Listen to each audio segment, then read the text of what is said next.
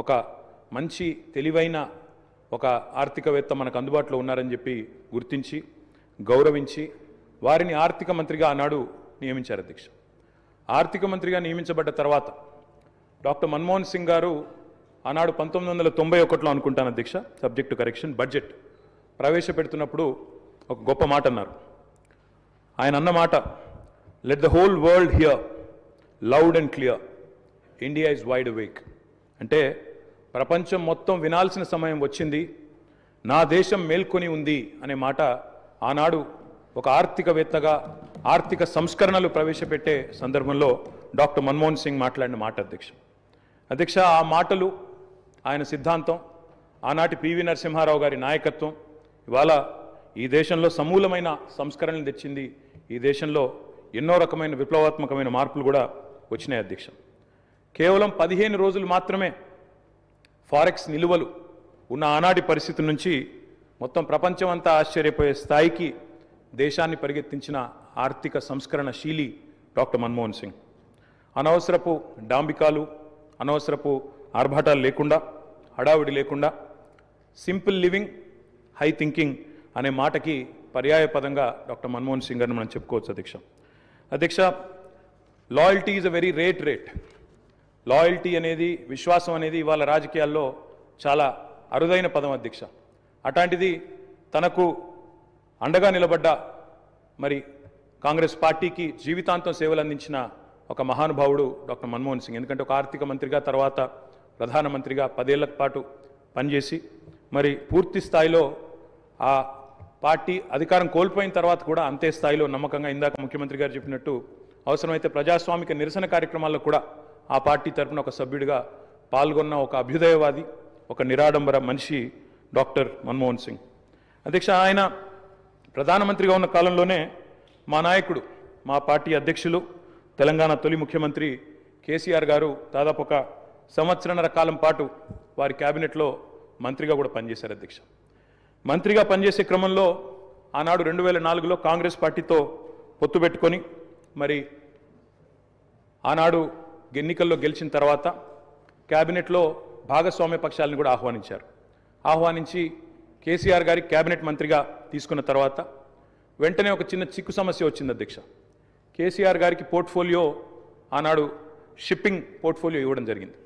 ఇస్తే వెంటనే డిఎంకే వాళ్ళు, అప్పుడు వాళ్ళు ప్రధాన భాగస్వామ్య పక్షం యూపీఏలో, వాళ్ళు వెంటనే అభ్యంతరం లేవనెత్తినారు. మీరు మాకు కమిట్మెంట్ ఇచ్చారు, మాకు ప్రామిస్ ఇచ్చారు, మీరు వెంటనే మరి వారికి ఎట్లా ఇస్తారో అని అభ్యంతరం పెడితే కేసీఆర్ గారు ఒక్క క్షణం కూడా సంకోచించకుండా వెంటనే మన్మోహన్ సింగ్ గారి దగ్గరికి వెళ్ళి, డాక్టర్ గారు నేను వచ్చింది పదవుల కోసమో పోర్ట్ఫోలియోల కోసమో కాదు, నేను వచ్చింది నా తెలంగాణ కోసం అని చెప్పి వారికి తిరిగి ఆ షిప్పింగ్ పోర్ట్ఫోలియోని ఇస్తే ఆ రోజు మన్మోహన్ సింగ్ గారు అన్న మాట అధ్యక్ష, చంద్రశేఖరరావు గారు మీరు ఏ నిబద్ధతతో, ఏ సిద్ధాంతం కోసం, ఏ రాష్ట్రం కోసం అయితే వచ్చారో అది ఫలించాలి అని మనసారా నేను కోరుకుంటున్నాను.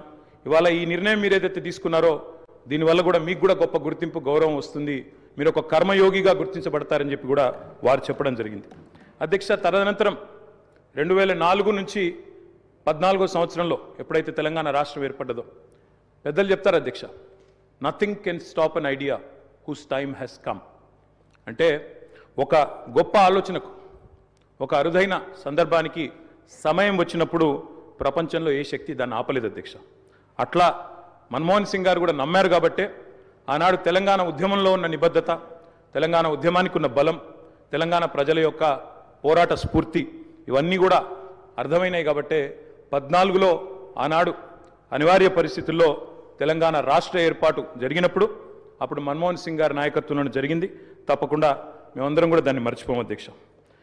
ఒక్క మాట ఇవాళ గుర్తు చేసుకోవాల్సిన అవసరం ఉంది. మన్మోహన్ గారి నిబద్ధత గుర్తు చేసే సందర్భంలో సరిగ్గా ప్రధానమంత్రిగా వారు ఎన్నికైన తర్వాత 6 నెలలకి పెద్దలు మా పార్టీ అధ్యక్షులు కేసీఆర్ గారు ఆనాటి క్యాబినెట్ సహచరుడిగా వారికి ఒక ముఖ్యమైన డెలిగేషన్ నేను తీసుకొని వస్తున్నాను సార్, దయచేసి మాకు సమయం ఇవ్వండి అని అడిగినారు. ఇది నేను చెప్పేది మీరు పేపర్లో కూడా చూసుకోవచ్చు అధ్యక్ష. డిసెంబర్ 18, సరిగ్గా 20 సంవత్సరాల కిందట, డిసెంబర్ 18, 2004వ సంవత్సరం అధ్యక్ష టైం ఇచ్చారు ఆయన.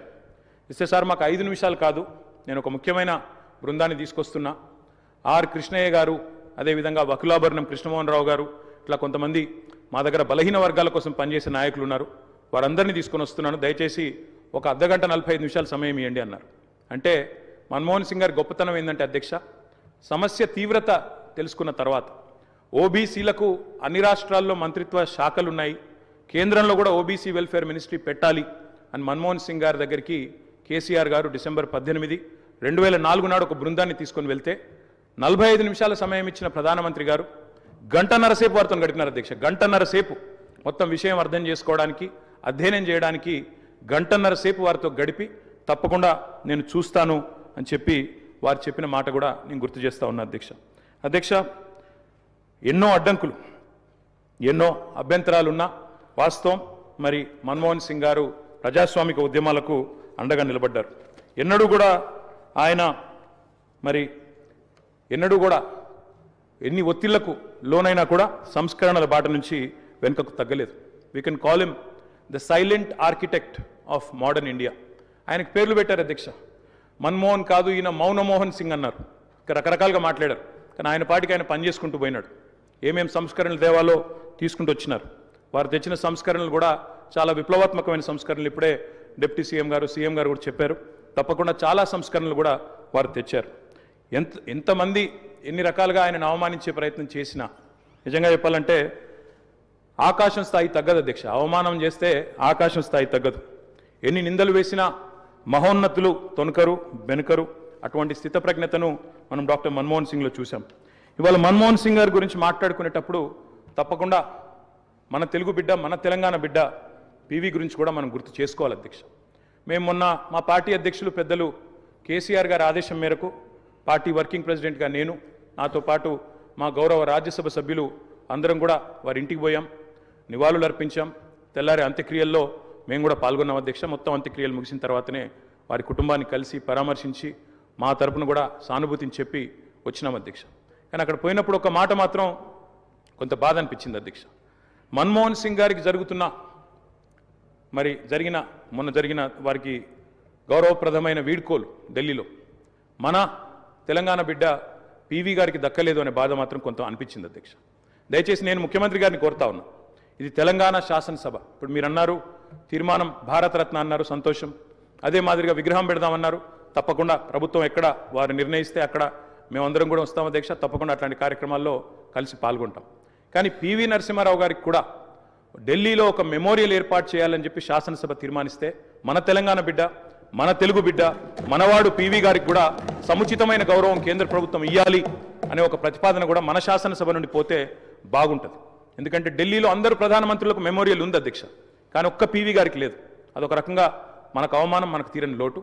కాబట్టి ఈ తీర్మానంతో పాటు దాన్ని కూడా జతపరిచి పంపించినట్టయితే తప్పకుండా వారిని కూడా, ఎందుకంటే మన్మోహన్ గారిని రాజకీయాల్లోకి తెచ్చిందే పీవీ గారు, అట్లాంటి పీవీ గారికి కూడా ఒక మెమోరియల్ ఏర్పాటు చేయాలని శాసనసభ ఏకగ్రీవ తీర్మానం చేస్తే మన గౌరవం కూడా పెరుగుతుంది, మన సభ గౌరవం కూడా పెరుగుతుందనే మాట కూడా తెలియజేస్తుంది.